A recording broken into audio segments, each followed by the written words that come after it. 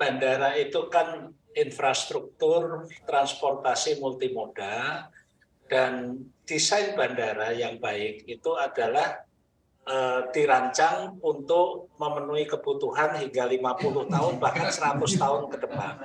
Sehingga lahannya itu harus disiapkan dulu untuk pengembangan. Bandara yang baik itu adalah bandara yang dinamis, terus-menerus berkembang. Tapi pembangunannya disesuaikan dengan kondisi. Kalau saat ini untuk 5 tahun, 10 tahun ini kebutuhannya hanya untuk mungkin hanya 1 juta penumpang per tahun, kemudian pesawat yang akan digunakan itu hanya pesawat yang kecil, ya bangunlah yang kecil dulu, jangan terlalu besar, sehingga operasionalnya dan perawatannya itu juga tidak mahal. Nah, permasalahannya sekarang ada persepsi terutama pada kepala-kepala daerah bahwa bandara itu harus besar, harus mewah. Nah, ini yang menjadi masalah di sana. Kemudian juga dalam perencanaan bandara itu masih jarang melibatkan maskapai-maskapai penerbangan. Bahwa kalau kami membangun bandara di sini, pendapat kalian bagaimana? Pasarnya seperti apa? Kebutuhan kalian seperti apa?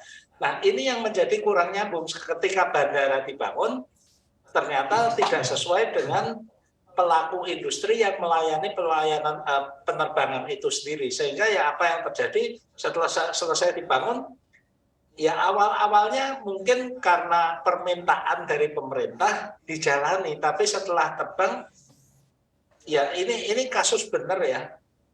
2-3 kali terbang, 4 kali terbang, kalau penumpangnya hanya 2 orang, 3 orang, mereka nggak akan kuat. Akhirnya mereka berhenti. Dan untuk bandara yang lebih dibutuhkan sebetulnya adalah yang di luar Jawa. Kalau di Jawa ini infrastruktur transportasinya sudah sangat baik dan terus berkembang ya. Kita lihat di sisi utara sudah ada jalan tol, sudah ada rel kereta double track. Yang selatan pun juga sedang proses pembangunan infrastruktur yang sama. Sehingga di Jawa ini sudah tidak terlalu membutuhkan bandara-bandara, tapi di luar Jawa itu dibutuhkan. Nah, tapi kembali lagi, perencanaan itu harus melibatkan stakeholders, tidak hanya untuk kepentingan politik, terutama dari daerah-daerah yang mana bandara ini dinilai sebagai suatu prestasi politik, tapi mengabaikan aspek keekonomiannya juga. Demikian, Mas. Baik, Pak Alvin. Ini kan dari 19 bandara ini menurut Anda juga apakah memang juga sudah sesuai kebutuhan masyarakat dan juga kebutuhan maskapai atau sebetulnya ya hanya prestasi saja seperti yang Anda katakan tadi? Ya, kembali tidak bisa semuanya disamakan. Kalau yang di luar Jawa, kalaupun sepi, belum tentu memang kesalahan ya, tapi memang tadi seperti yang disampaikan Pak Edi, ada kebutuhan itu, tapi memang jumlah penumpangnya tidak memadai. Maka dari itu pemerintah kemudian menyelenggarakan rute perintis. Rute perintis ini yang secara komersial tidak menguntungkan, tapi itu dibutuhkan untuk memberikan pelayanan transportasi bagi penduduk di daerah-daerah yang memang membutuhkan penerbangan karena tidak ada infrastruktur transportasi lain yang bisa diandalkan.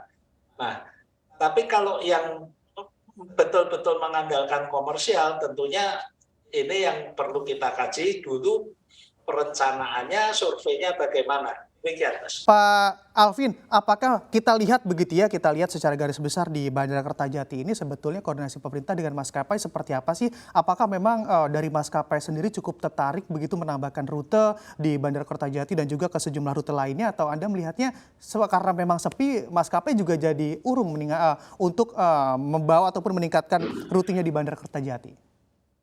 Iya, Kertajati ini sebetulnya harus jadi contoh ya, jadi pelajaran bagi kita bahwa merencanakan suatu bandara itu harus menyingkirkan ego politik, ego daerah, dan berorientasi pada kebutuhan transportasi. Seingat saya, Bandara Kertajati itu dulu bahkan pada pemerintahan sebelum Pak Jokowi itu sudah direncanakan, dan pemerintah pusat sebetulnya juga tidak setuju dengan lokasi di sana. Tapi pemerintah Provinsi Jawa Barat menghendaki di sana, ya sudah gitu kan. Padahal dalam perencanaan bandara itu kan pengguna utama bandara adalah warga di kawasan sekitar bandara. Itu yang harus dikaji, berapa banyak penduduknya, pola kebutuhan transportasi mereka seperti apa, dan kalau mereka bepergian naik pesawat itu tujuannya kemana, itu semuanya harus dipertimbangkan. Dan ternyata Kertajati itu kan gagal memperhitungkan hal tersebut, sehingga kemudian setelah sepi itu muncul berbagai langkah-langkah korektif, ya, berusaha memperbaiki. Hussein ditutup, ya, kemudian semuanya dialihkan. Ternyata ketika Bandara Hussein ditutup, warga Bandung bukan ke Kertajati, larinya ke Jakarta. Ini pun nanti dengan tol Cisumdawu, saya juga tidak terlalu yakin karena jarak Bandung Jakarta dan Bandung ke Kertajati ini kurang lebih sama jaraknya. Sedangkan moda transportasi Jakarta Bandung ini infrastrukturnya juga terus bertambah, lebih baik, tolnya juga terus ditingkatkan kapasitasnya, nanti ada kereta cepat dan sebagainya.